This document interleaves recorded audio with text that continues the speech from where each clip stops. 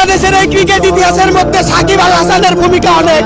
সাকিব ছাড়া যেমন ক্রিকেট নাই, সাকিব ছাড়া বাংলাদেশের ক্রিকেট চলবে না। সাকিবকে আমরা এখন মিস করি।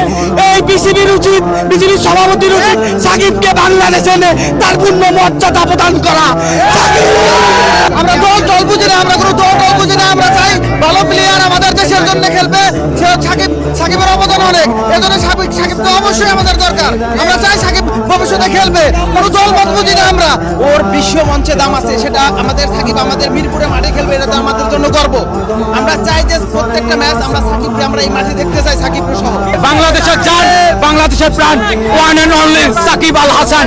বিশ্ব ক্রিকেট যতদিন থাকবে সাকিব আল হাসান, এই বাংলার 18 কোটি মানুষ তোমাকে মনে রাখবে। আজকে আমরা দেখেছি